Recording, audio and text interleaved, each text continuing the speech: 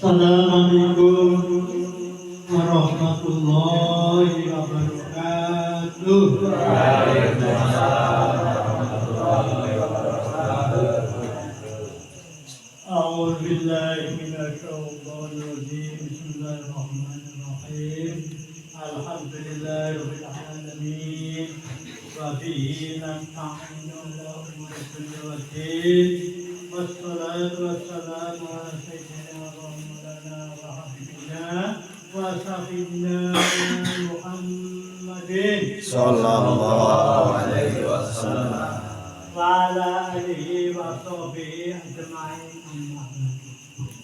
Kepada para hadirin, hadirat, para saudara ibu semua yang kami hormati, sebelum kami menyampaikan pengajian dalam rangka penghiburan, pertama-tama kami memanjatkan puja puji rasa tasakur kehadirat Allah Subhanahu wa Ta'ala, yang mana Allah telah melimpahkan rahmat, taufik, hidayah serta beberapa nikmatnya pada kita semua, sehingga pada malam ini kita bersama-sama bisa berkumpul dalam rangka tholaqul ilmi semingguan. Mudah-mudahan dengan tholaqul ilmi kita semua senantiasa mendapat ridho dari Allah Subhanahu wa Ta'ala, yang akhirnya nanti akan membuahkan kemanfaatan, kemaslahatan bagi kita semua, manfaat maslahah fid dini wad dunya wal akhirah. Amin Allahumma amin. Kedua kalinya rahmat serta salam semoga senantiasa dilimpahkan kepada Rasulullah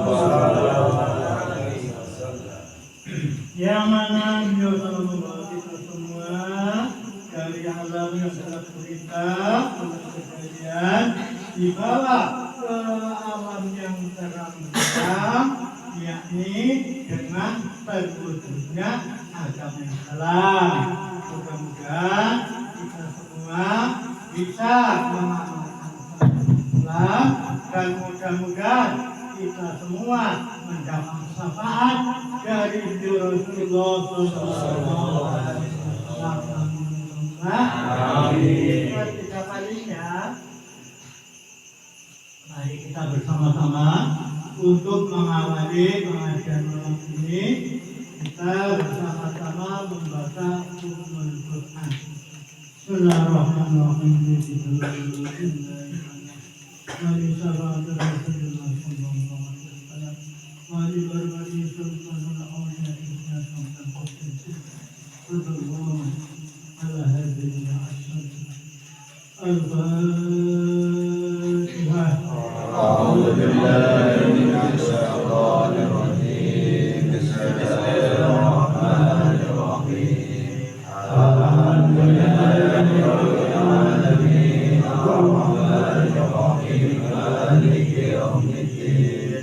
Iyyaka na'budu wa iyyaka nasta'in. Ihdinas siratal mustaqim. Siratal ladzina an'amta 'alaihim ghairil maghdubi 'alaihim waladdallin. Mudah-mudahan berjaya dalam kita tholaqul ilmi, sehingga nanti akan memberkahi semua. Amin. Di sini yang saya sampaikan itu masalah apa itu mengkaji Al-Quran dan ilmu Al-Hadis. Jadi Quran dan Hadis itu adalah pedoman bagi kita umat Islam dalam menjalankan ibadah apapun, biar ibadahnya baik, itu disertai firman Allah dan Rasulullah. Al-Quran, Pak Bu, itu isinya ada berapa juz ya Bu? 30. 30 juz. Dari 30 juz itu dibagi menjadi dua. Satu, yang satu sepertiga Al-Quran menerangkan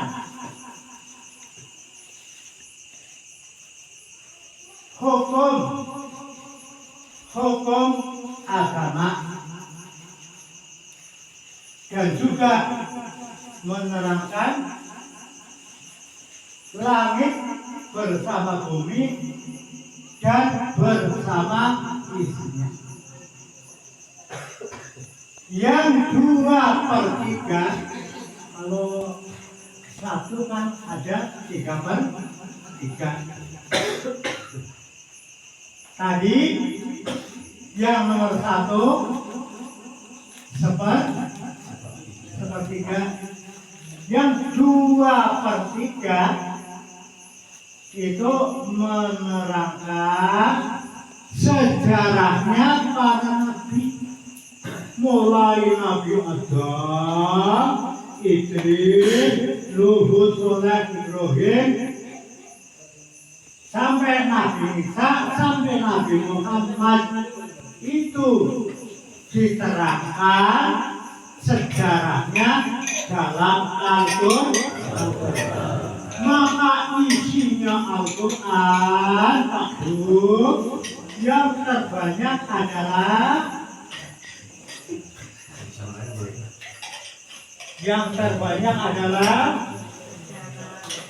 sejarah, yaitu sejarahnya para nabi sejak Nabi Adam sampai Nabi akhir zaman. Nah, yang 2/3, yang 1/3, betul Pak?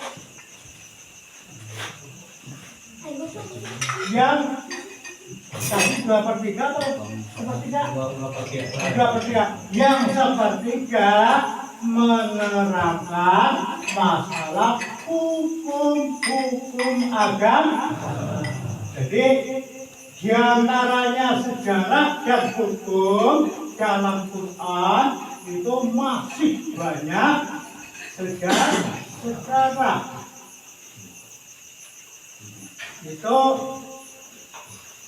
menurut yang hakiki. Jadi sejarah dengan hukum dalam Al-Quran, kalau sejarah 2/3, kalau hukum 1/3. Jadi kebanyakan Al-Quran buka itu menerangkan sejarahnya para nabi, ya sejarahnya orang-orang kafir, seperti yaitu Raja Fir'aun, Raja Namrud, Patih Haman, itu semua tercantum dalam Al-Quran. Maka Quran yang banyak isinya adalah sejarahnya para nabi dan para rasul. Nah, di sini yang saya terangkan sejarahnya Nabi Muhammad Sallallahu Alaihi Wasallam. Sejarahnya Nabi Muhammad khususnya dalam bulan apa ini namanya? Rajab, ya. Dalam bulan Rajab itu sejarahnya Isra Mi'rajnya Nabi Muhammad Sallallahu Alaihi Wasallam. Sejarah juga Nabi Muhammad tahu diisrokan dan dimi'rajkan oleh Allah. Untuk apa Bu ya? Bu? Untuk apa? Kok Nabi Muhammad diisra mi'rajkan oleh Allah 1 tahun sebelum hijrah, Pak Bu ya? Jadi Nabi diisra mi'rajkan oleh Allah 1 tahun sebelum hijrah.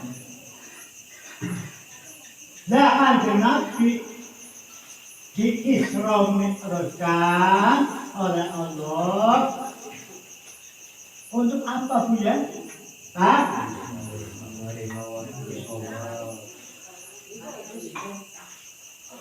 Satu, Kanjeng Nabi diisrokan dan dimi'rajkan. Yang pertama yaitu untuk menghibur Rasulullah. Karena apa? Pada tahun itu Rasulullah sangat susah. Susah bagaimana? Pertama, kafir Quraisy menyalahi aturan janji. Asalnya damai, waktu itu datang berontak. Kamu sendiri susah apa susah? Awalnya itu bersepakat damai, tiba-tiba mengadakan pemberontakan. Susah. Yang kedua yaitu meninggalnya istrinya Siti Khadijah. Susah apa susah Bu? Susah. Mongkok Siti Khadijah itu satu-satunya istri yang sangat mendorong perjuangan Rasulullah dengan hartanya dan juga tenaga dan pikiran. Lalu meninggal kan susah, ditinggal oleh istri yang istri itu mendorong mendanai perjuangan Rasulullah. Yang ketiga meninggalnya pamannya Pak Bu, yaitu siapa Bu? Paman Rasulullah siapa Bu? Abu Thalib. Abu Thalib Pak Bu, tokohnya orang kafir, tapi sangat membelai perjuangan Rasulullah. Sehingga umpama Rasulullah disakiti, yang maju ke depan siapa? Abu Thalib. Tidak berani orang Mekah sama Abu Thalib, karena Abu Thalib adalah orang yang terhormat di Mekah. Tidak berani. Nah, waktu itu meninggal. Susah apa susah? Susah. Setelah meninggalnya pamannya Abu Thalib, orang kafir Quraisy seenaknya sendiri menyiksa Rasulullah semaunya sendiri lantaran sudah tidak ada yang ditakuti. Yang keempat, susahnya Rasulullah pindah ke Taif. Di Taif malah nggak disambut dengan kebaikan, kehormatan, tapi disambut dengan lemparan batu ke orang Taif. Susah apa susah Bu? Susah. Makanya untuk menghilangi kesusahan Rasulullah, Allah mengangkat Rasulullah dihibur, yaitu perjalanan di waktu malam dari Masjidil Haram dengan menaiki buruk sampai ke Palestina. Dari Palestina langsung naik ke langit 1, 2, 3, 4, 5, 6, 7 sampai Sidratul Muntaha. Nah di sanalah Allah singkat-singkat baik. Di sana Allah memberi tugas sama Rasulullah, yaitu sholat yang banyaknya 5 waktu. Singkat saja Pak Bu. Ada sekat kesuwen. 5 waktu. Nah sholat 5 waktu kita kaum muslimin disuruh menjalankannya. Nah setelah itu lalu sholat 5 waktu didakwahkan oleh Rasulullah kepada umatnya. Didakwahkan umatnya disuruh mengamalkan, menjalankan sholat 5 waktu. Tidak cuma 2 waktu Pak. Ada sebagian kaum muslimin yang berpendapat bahwa sholat hanya subuh dan maghrib. Ada. Memang aliran sejak dulu itu macam-macam Pak, sejak dulu.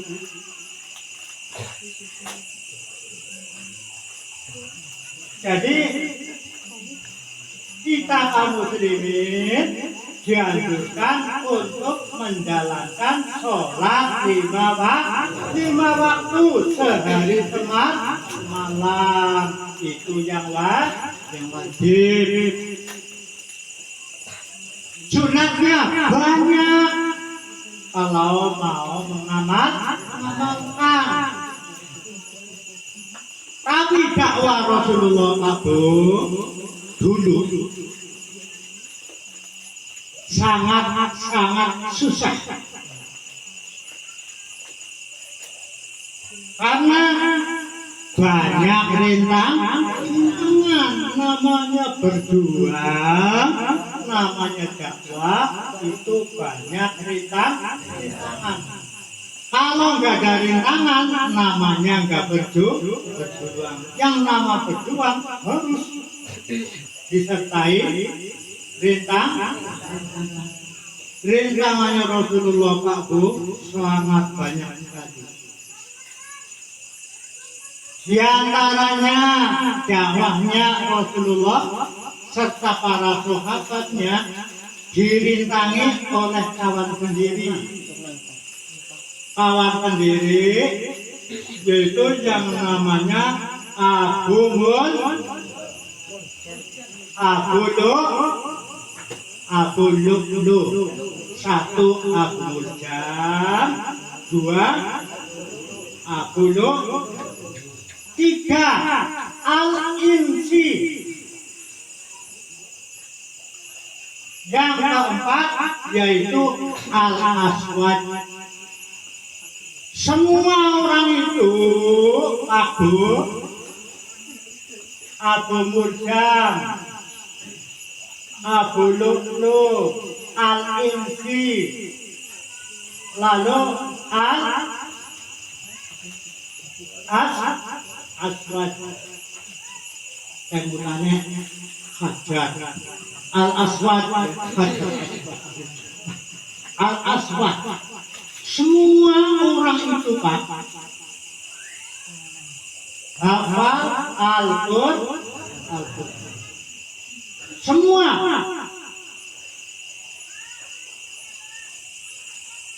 hafal Al-Qur'an.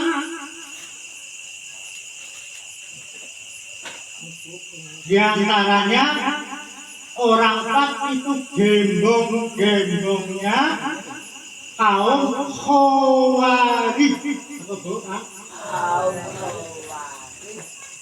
Namanya orang empat itu gembong-gembongnya kaum Khawarij.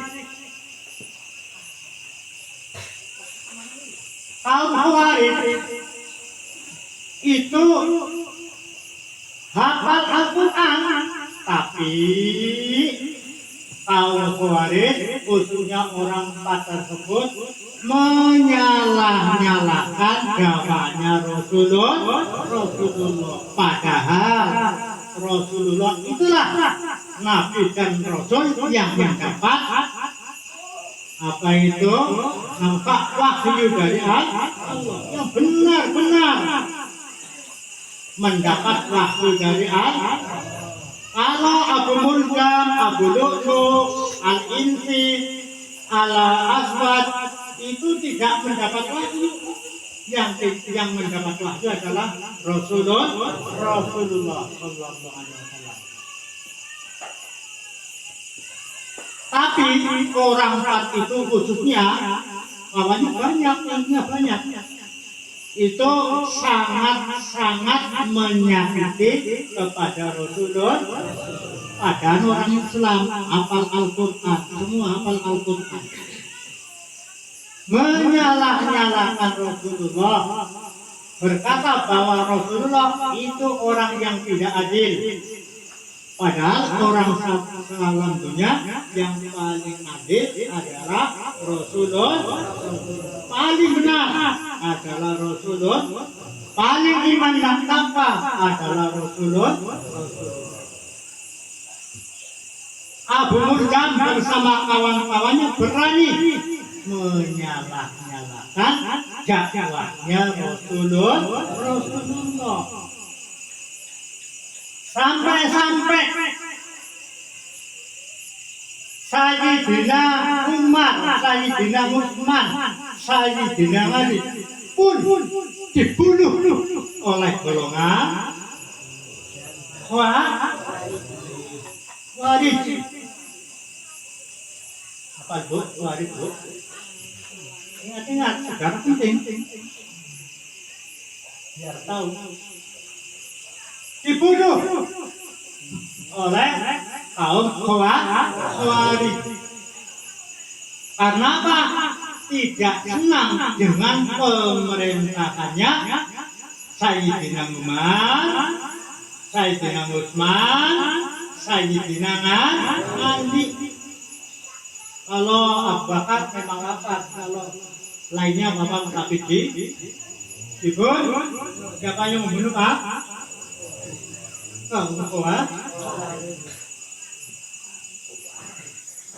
Dibunuh oleh kaum Khawarij lantaran tidak senang dengan pemerintahnya Sayyidina Umar, Sayyidina Indonesia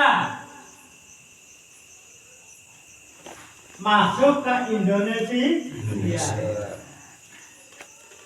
Setelah di Indonesia dakwah agama dengan dalil Quran dan hadis, tapi nyalah-nyalahkan para ulama, mengkafir-kafirkan para ulama. Itu siapa tadi Bu?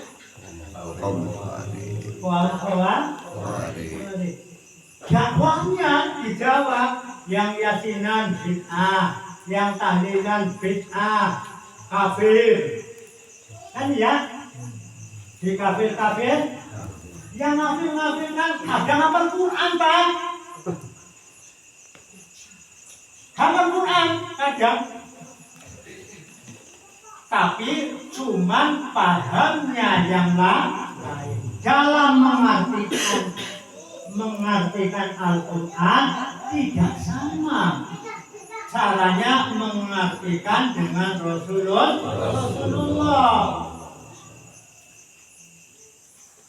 Kalau Rasulullah mengartikan Quran dibarengi dengan hadis, yaitu fatwa Rasulullah.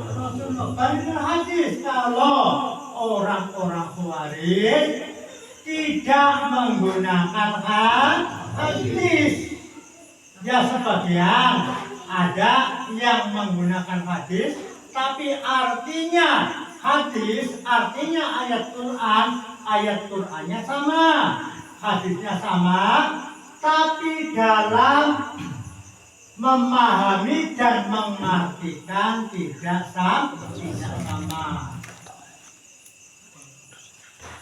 Contoh seperti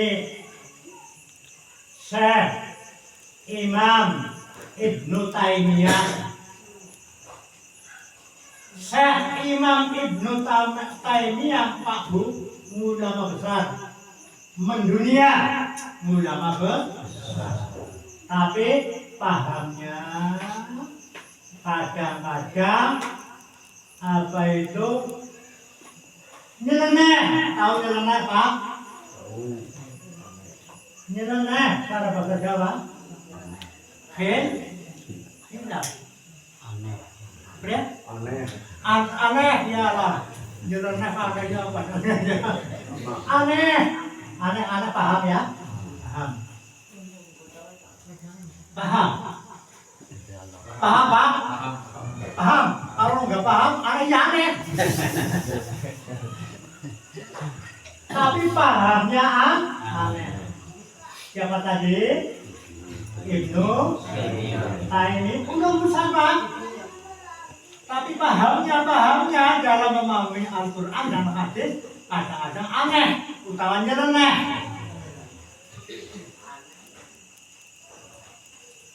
Contoh, dalam Al-Quran orang ditalak 3 kali. Itu kan menurut kaum ahli sunnah wal jamaah itu tidak boleh dinikah terkecuali sudah dinikah oleh orang lain. Memang dalam Al-Quran, Pak Bu, begitu. Yang benar dalam Al-Quran, kalau sudah ditalak 3 kali, itu tidak boleh dinikahi terkecuali dengan syarat dinikah oleh orang lain. Kalau nanti dipegang, dicerai, baru boleh dinikah. Tapi kalau nggak dicerai, nggak boleh. Itu bagiannya udah. Yang menerus, tidak boleh. Itu pahamnya Ibnu Taimiyah. Padahal Pak Bu, di departemen di Indonesia di mana saja, Sabang sampai Merauke, itu mengatakan kalau istri dicerai 3 kali sudah tidak bisa rujuk terkecuali dengan syarat apa? Dinikah orang lain. Itu dalam Al-Quran memang begitu. Tapi pahamnya Ibnu Taimiyah lain. Nah, itu selisih pemahaman, ayatnya sama, Pak Bu.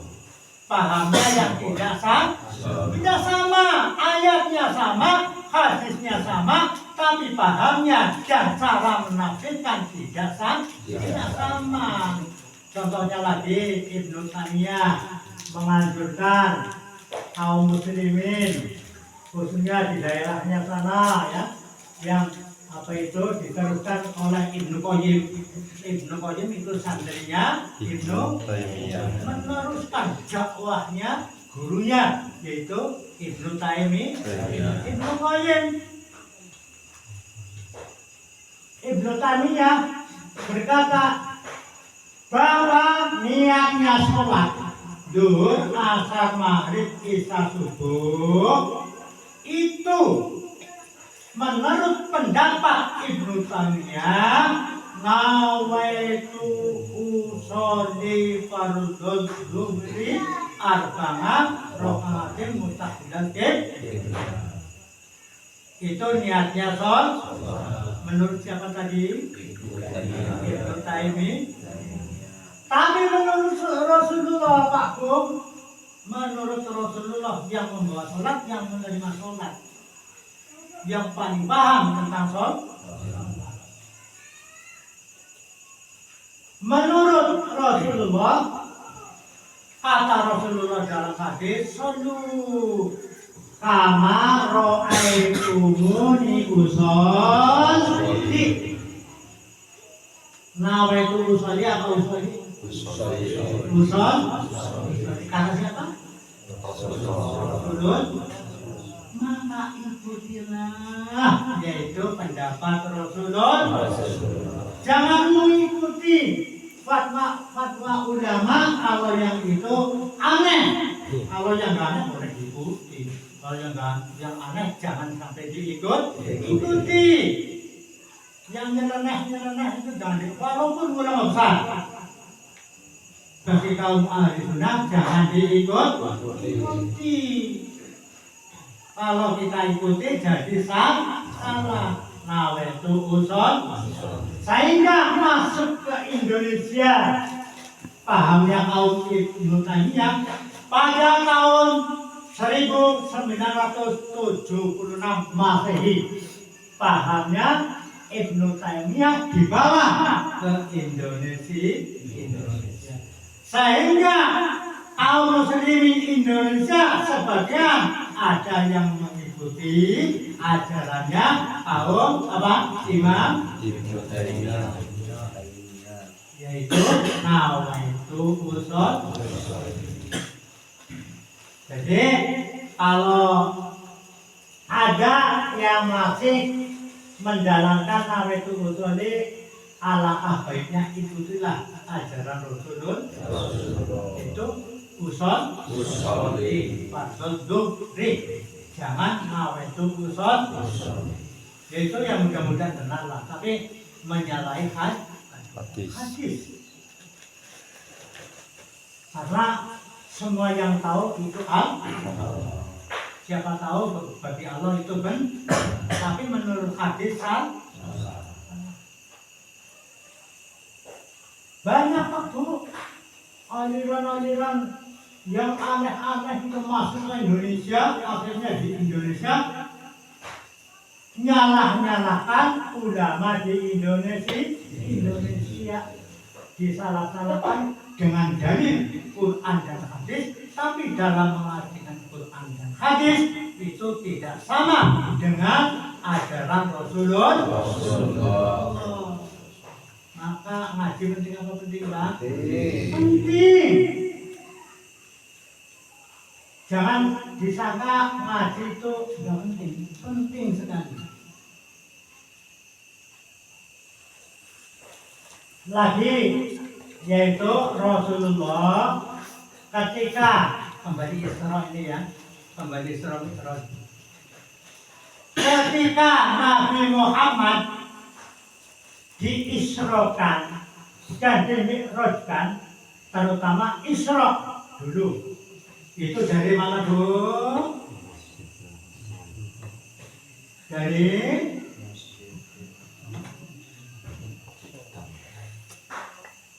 Masjidil Haram sampai ke Masjidil Aqsa Palestina. Lah Rasulullah di dalam perjalanan Pak Bu dikasih contoh tauladan oleh Allah,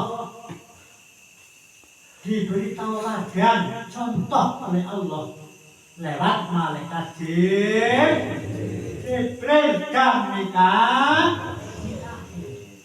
Yang pertama, perjalanan Rasulullah Isra, yaitu dari Masjidil Haram ke Masjidil Aqsa dalam perjalanan. Yang pertama, Rasulullah diajak oleh malaikat Jibril singgah di Yasrib. Yasrib pertama masuk, Kelalen. Yasrib kota mana Pak? Kelalen. Yasrib kota mana Bu? Kelalen. Pak, Yasrib kota mana?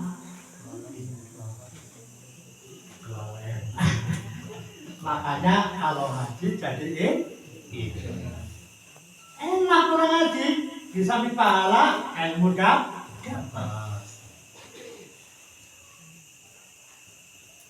Yang pertama diajak singgah ke Yasrib, yaitu kota Madinah sekarang. Di namanya Madinah dulu sebelum hijrah Nabi namanya Yasrib. Tapi setelah Nabi hijrah di Yasrib dinamai kota Madinah. Setelah tiba di Yasrib, malaikat Jibril dan Mikail juga Nabi Muhammad sholat 2 rakaat. Sholatnya Nabi Pak Bu dulu ketika belum hijrah ke Madinah itu semua 2 rakaat terkecuali sholat maghrib. Kalau maghrib berapa rakaat? Selain maghrib semua 2 rakaat termasuk subuh. Ketika Nabi mukim di Mekah, zuhur 2 rakaat, ngasar 2 rakaat, isya 2 rakaat. Pokoknya yang 4 dibikin 2. Jadi 2 rakaat, 3 rakaat, yaitu maghrib. Itu dalam sejarah. Sejarahnya tertulis dalam kitab hadis.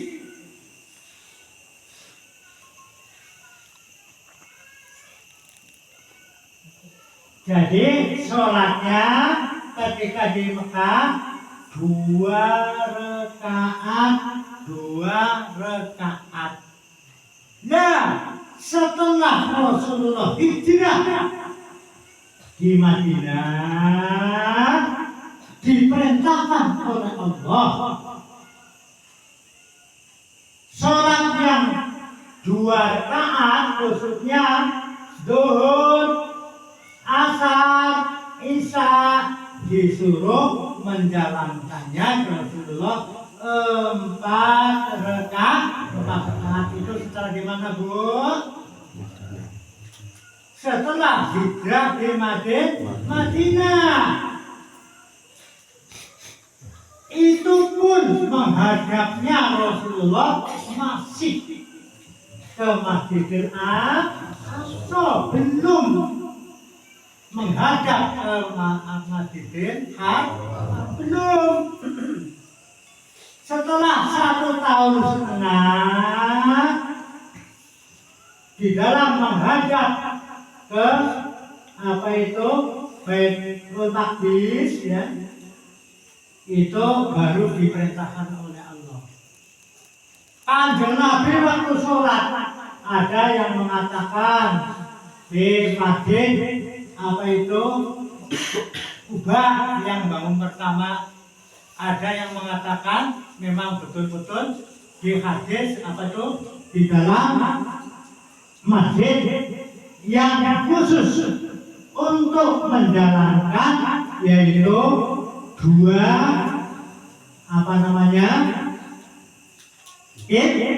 kiblat.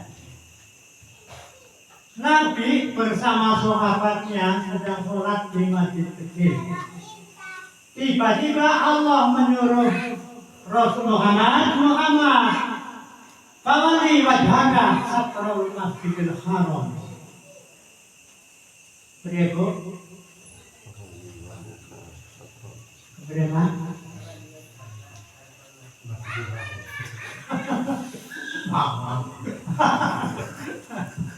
Fawalli wajhaka satrul masjidil haram. Artinya hadapkanlah wahai Muhammad wajahmu ke arah Masjidil Haram. Tiba-tiba mak slinger ngerti mak slinger ngerti Pak? Ya tiba-tiba apa itu? Geser lah ngadikip Yang memerintah siapa? Gusti Allah. Nah, itu tiba-tiba diperintah oleh Allah disuruh menghadap ke Masjidil Haram. Ya Muhammad, fawalli wajhaka satrul Masjidil Haram. Hai Muhammad, hadapkanlah wajahmu ke arah.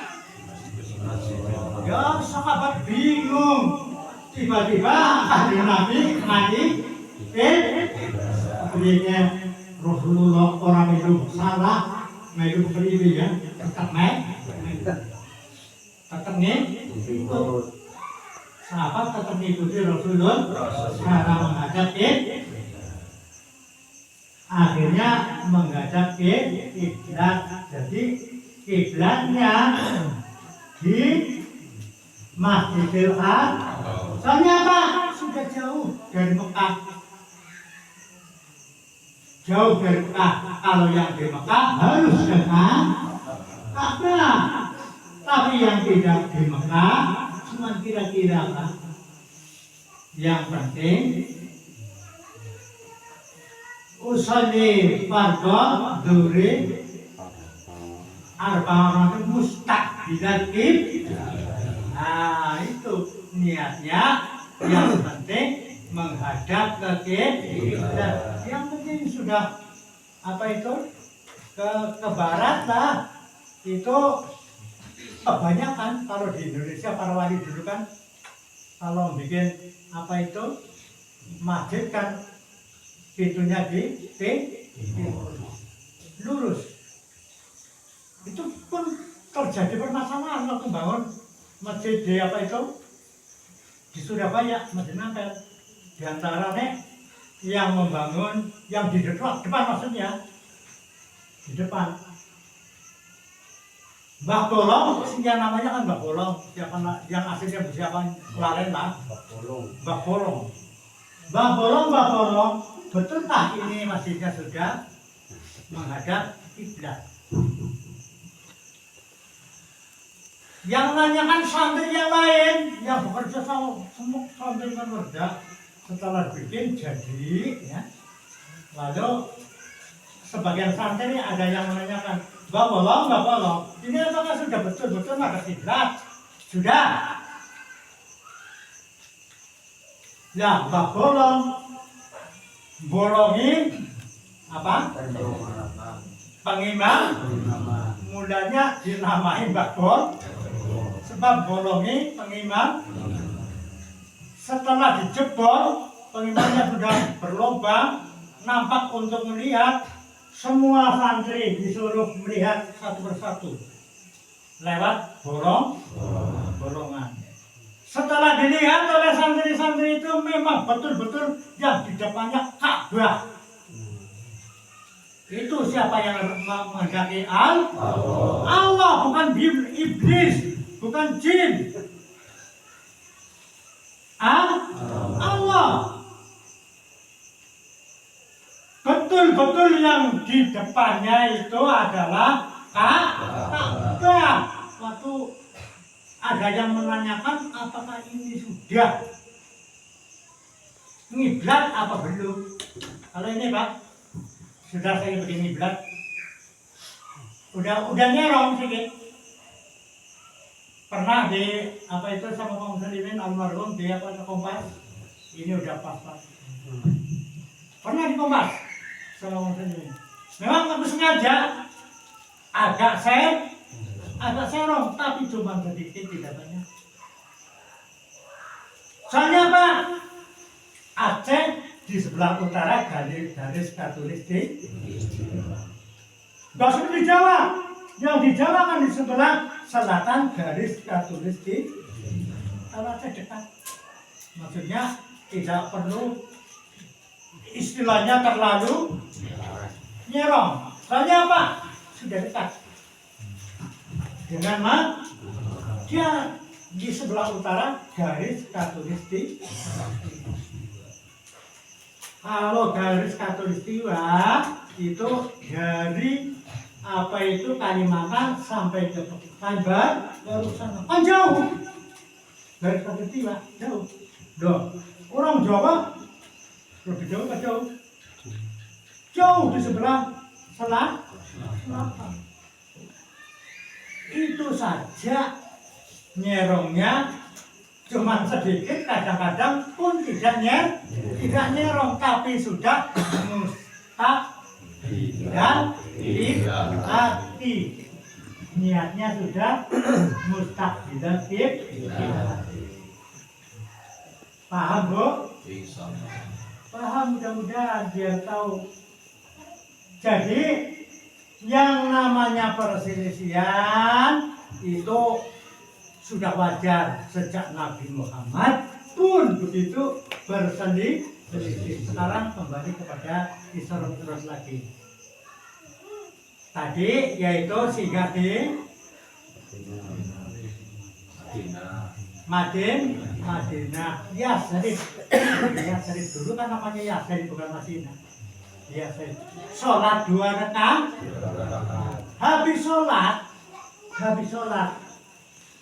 Lalu malaikat Jibril berkata kepada Nabi Muhammad, "Hai Muhammad, inilah tempat ini yang akan untuk hijrah kamu." Jadi 1 tahun sebelum hijrah sudah diberitahu oleh malaikat Jibril bahwa nanti hijrahnya di Yasrib. Itu kata siapa tadi? Malaikat Jibril. Itu dalam hadis, Pak. Dalam hadis. Keterangannya dalam hadis. Cuman sejarahnya yang tercantum dalam kitab hadis. Lalu jalan lagi. Kanjeng Nabi jalan lagi diajak singgah oleh malaikat Jibril, yaitu di Gunung Tursina. Gunung apa, Bu?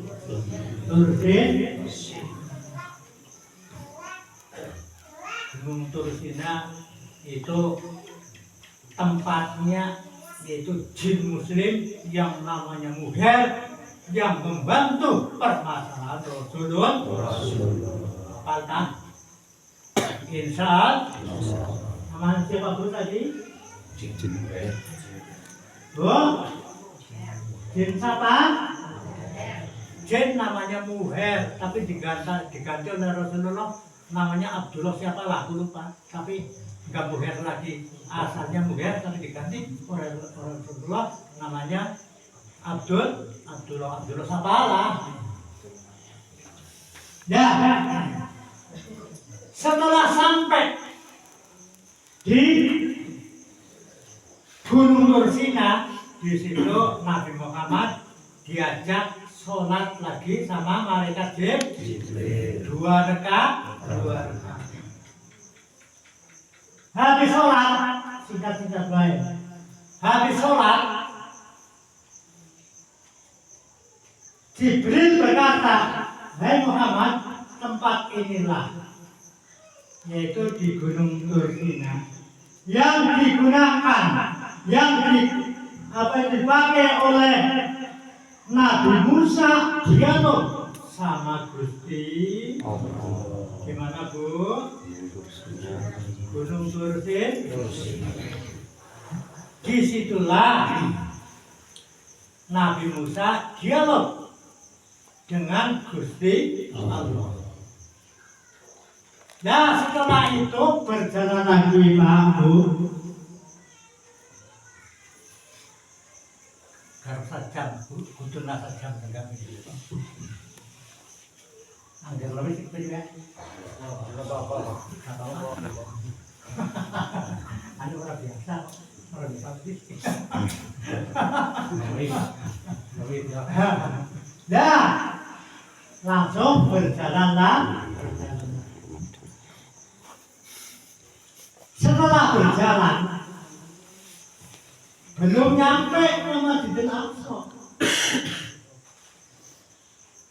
Nabi Muhammad, malaikat Jibril diberi tahu oleh Allah, yaitu Allah memberitahu kepada malaikat Jibril dan Nabi Muhammad malaikat Jibril dan Nabi Muhammad melihat orang yang kerjaannya guntingi lidahnya panjang, digunting keras, pakai gunting.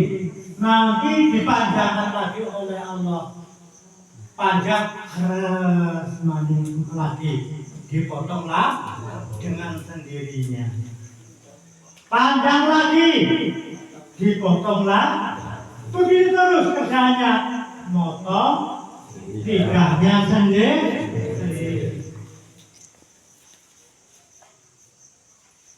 Lalu Nabi Muhammad tanya kepada Jibril, ya Jibril, itu siapa orangnya tadi?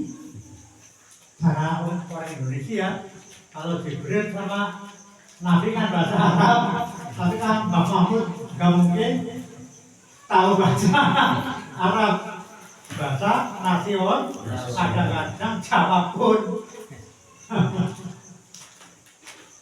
Nah, Nabi Muhammad tanya, siapa tadi orangnya?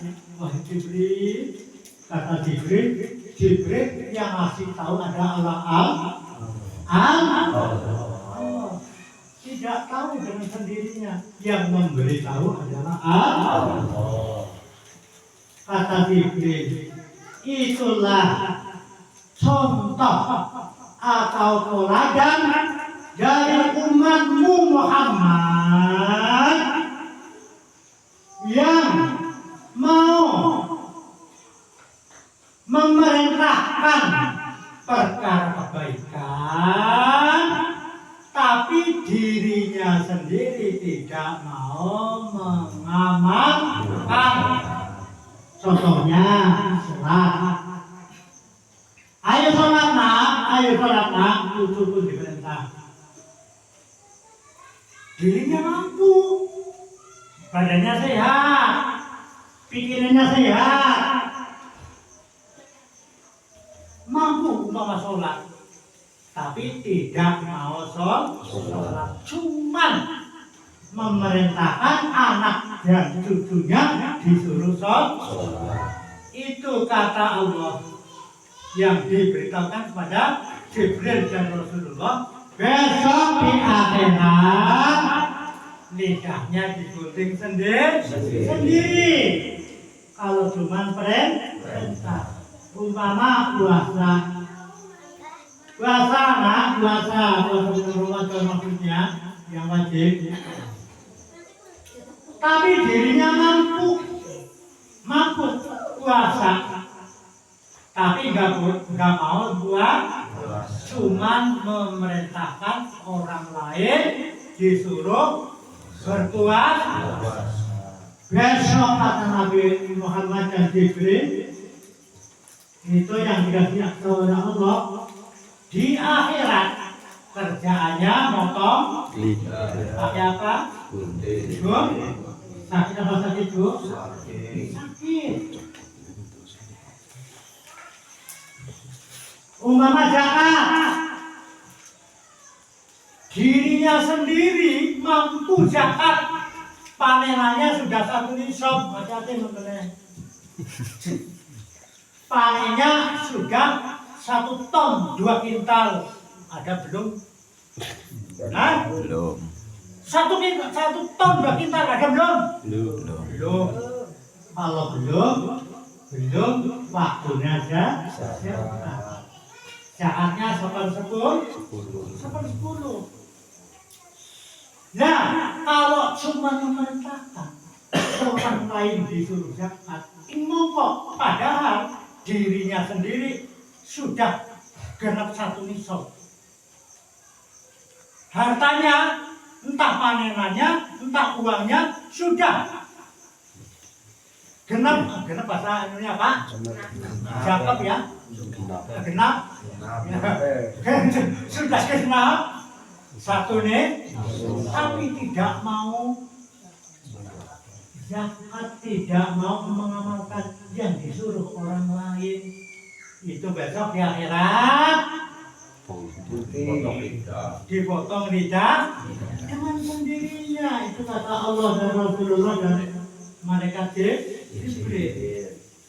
Atau menyuruh haji dan umrah, dirinya sendiri sudah mampu karena hartanya sudah mencukupi untuk Haji dan haji. Tapi kadang-kadang sayang uang untuk haji. Haji kan ibadah bil mal. Kalau nggak ada hidayah gimana? Haji apa itu? Ibadah bil mal, kelawan dengan harta.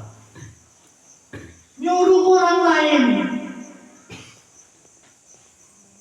diperintahkan haji sendiri, sudah punya uang yang cukup, tidak mau haji, itu besok di akhirat digunting, terkecuali dirinya tidak mampu. Kalau tidak mampu, menganjurkan kepada orang yang banyak uangnya sangat mulia, sangat baik.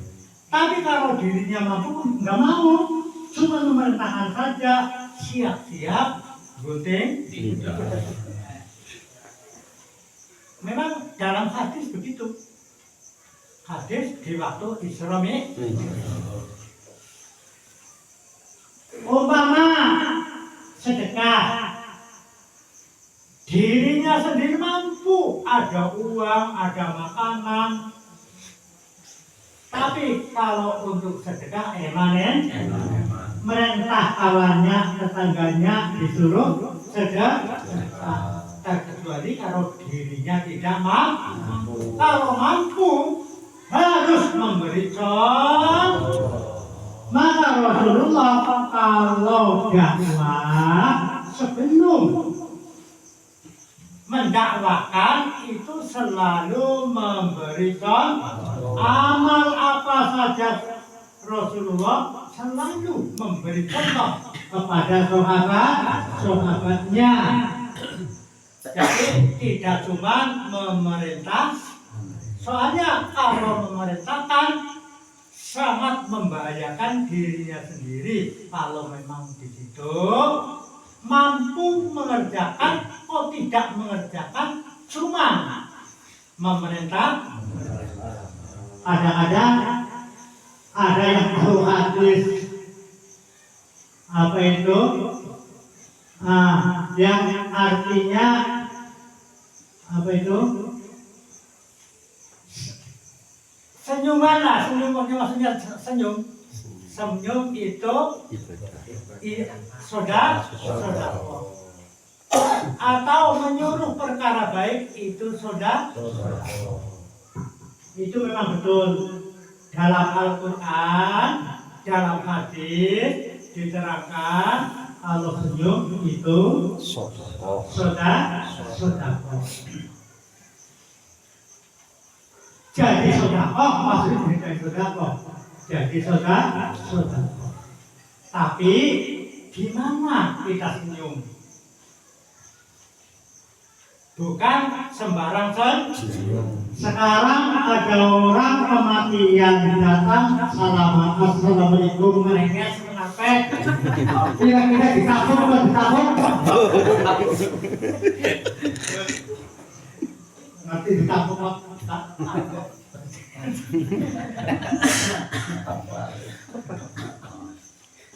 Umpama ada orang kelaparan, belum makan, apa butuh makan kan, butuh minum. Lalu tahu di rumahnya Pak Manten ada nasi, ada makanan. Lalu sama Pak Manten dimakan siapa? Oh, tidak dikasih, minta tidak dikasih, padahal lapar, betul-betul lapar. Udah 3 hari 3 malam tidak makan umpama. Lapar apa lapar? Ya. Sedang lapar, minta sesuatu makanan, kok cuma di hari apa itu disedai senyum kira-kira disamprek apa samprek apalagi sedang lapar dinasehati kira-kira lapar 3 hari tidak makan datang orang nasihat kira-kira marah apa marah? Boleh senyum kalau kita jumpa sama orang. Itu saudara. Dalam hadis pun diterangkan, dalam Al-Quran pun diterangkan, cuma saya lupa ayatnya, hadisnya pun lupa, tapi yang penting artinya. Betul, dalam hadis diterangkan. Sodako itu jadi apa? Senyum itu jadi sodako. Tapi cara menerapkannya, senyumnya jangan di sembarang tempat. Kalau menempatkan sesuatu bukan pada tempatnya, namanya zalim. Menempatkan sesuatu bukan pada tempatnya, namanya zalim. Yang penting sekarang Bapak kita bersama-sama belajar ibadah yang disertai ilmu Quran dan hadis sesuai pemahaman ahli sunnah wal jamaah. Insya Allah selamat. Kalau kita beribadah mengikuti pahamnya ahli sunnah wal jamaah, insya Allah selamat. Termasuk orang yang takwa, iman dan takwa. Kalau orang iman dan takwa, otomatis di hadapan Allah akan selamat. Apa Bu yang dinamakan takwa? Bu, kamu kira-kira dia? Bapak, apa yang dinamakan takwa? Menjalankan semua perintahnya Allah dan meninggalkan semua larangannya Allah. Dinamakan takwa. Kalau takwanya Mbak Mahmud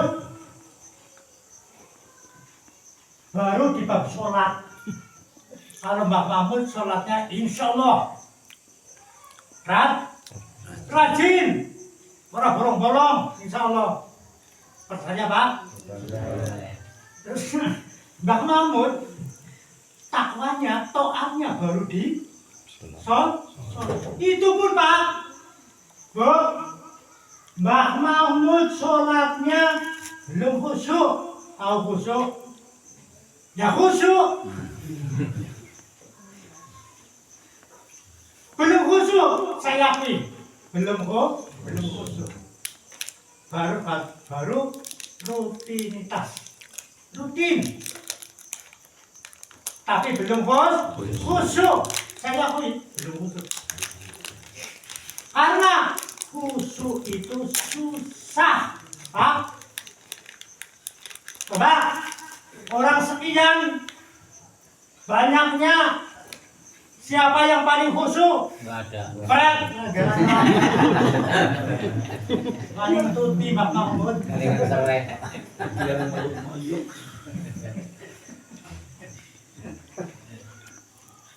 Mbak Mahmud sendiri mengakui belum. Untung hukum khusyuk kok tidak diletakkan dalam syarat dan rukunnya sholat. Umpama ditaruh dalam syarat dan rukunnya sholat, sholatnya kita semua enggak ada apa-apa. Sungguh untung diberi tempat sendiri. Apalagi kita tahu, sedangkan sahabat yang taat kepada Allah dan Rasulullah dalam sejarah di hadis telah menyuruh sahabatnya, hai para sahabat, ayo semua sahabat sholat 2 rakaat. Siapa nanti yang sholatnya khusyuk saya kasih hadiah serban. Semua sahabat menghendaki serbannya Rasulullah. Kepengen serbannya Rasulullah. Lalu semua surat dihusu-husukan. Dihusu-husukan. Makanya kalau kita nggak khusyuk tapi dihusu-husukan. Dihusu-husukan. Ya, setelah selesai sholat, ditanya sama Rasulullah, tadi siapa yang sholatnya khusyuk? Diam. Tanya lagi, yang satu lagi, siapa? Tadi kamu khusyuk sholatnya. Diam. Sekian banyaknya sahabat, kata Rasulullah, kalian sholatnya nggak ada yang khusyuk. Semua ingat sama sorban. waktu sholat ingat sama Sorban. pantasnya kan nyong juga kulik lah. Betul, kadang-kadang mengerti. Pantasnya aku yang mendapat Sorban. akhirnya tidak ada yang khusyuk apa khusyuk. Makanya kalau ada orang aku khusyuk, pret, paling dikhusyuk-khusyukkan. Orang takwa sangat tinggi lah, tinggi derajatnya di sisi Allah, sangat tinggi. Kalau benar-benar takwa, walaupun ya kadang-kadang belum semuanya kan, tapi kalau lillahi ta'ala, niatnya ngibadah apapun, sedekah apapun, sholat apapun, harus lillahi ta'ala. Jangan pamrih. Baca sholawat, baca zikir, baca tasbih, apa saja, niatnya lillahi ta'ala. Tapi habis lillahi ta'ala, ya Allah, mudah-mudahan kita semua keluarga diberinya sehat, kuat, iman dan takwanya. Itu harus mendoa. Doa ya, jangan nggak mau memohon. Kalau orang yang nggak memohon, kata Rasulullah, itu orang yang sombong. Harus memohon doa, baca selawat, baca zikir, habis zikir dan selawat membaca doa bahasa apapun. Contoh lagi, badan saya sendiri, kadang-kadang aku heran. Aku tadi takwanya kan baru di bidang lain-lainnya belum. Tapi kata Allah dalam Al-Quran surat At-Tolak ayat 2 dikatakan, 2-3 dikatakan, barang siapa yang takwa kepada Allah, Allah akan memberi rezeki yang tidak diduga-duga datang dari langit dan dari bumi. Percaya sampean? Di surat apa tadi? Toha.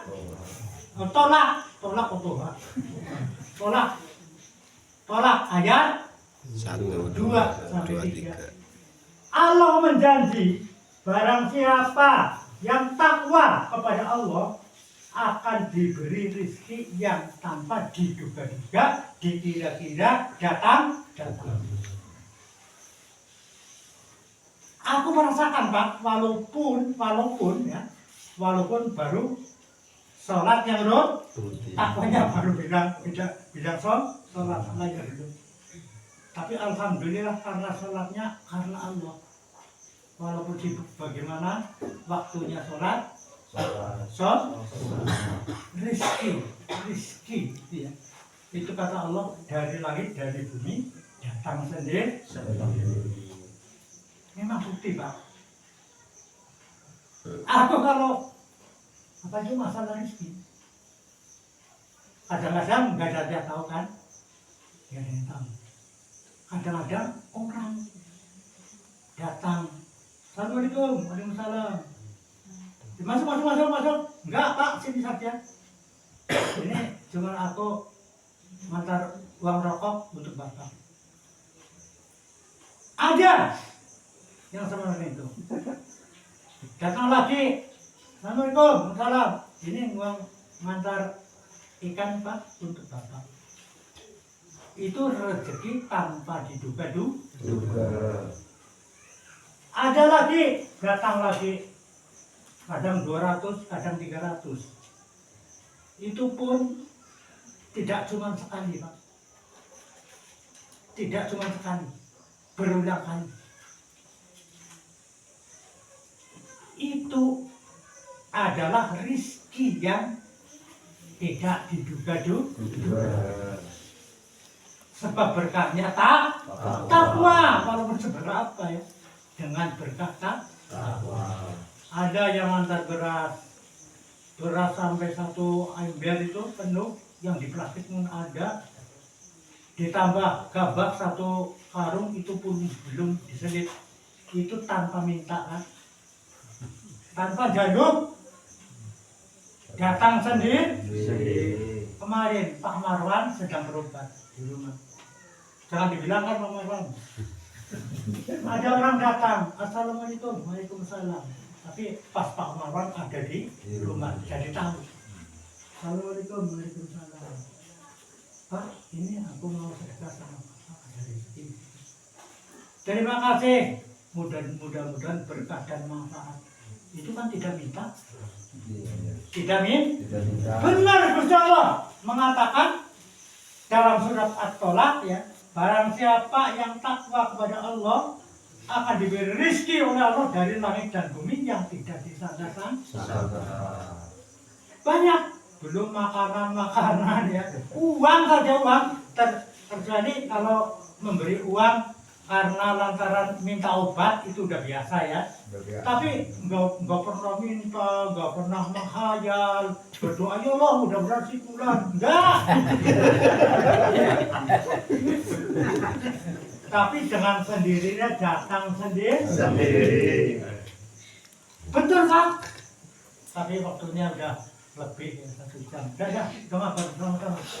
Bismillahirrahmanirrahim. Allahumma rzuqni hikmataka wansur rahmataka ya rabbal alamin. Allahumma rzuqni hikmataka wansur rahmataka ya rabbal alamin. Allahumma rzuqni hikmataka wansur rahmataka ya rabbal alamin. Allahumma sholli ala Muhammad. Allahumma sholli ala Muhammad wa ala alihi wa ala alihi wa sahbihi wa sallim. Rabbil alamin amina. Rabbil alamin amina.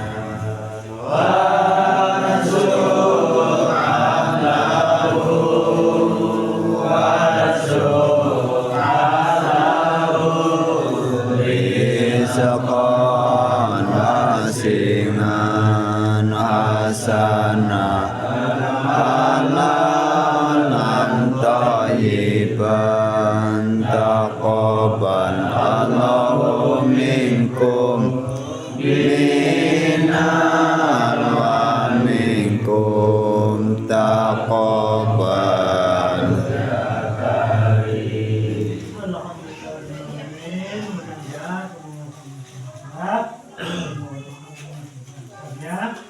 Dan ada baiknya mudah-mudahan bermanfaat bagi kita semua. Amin.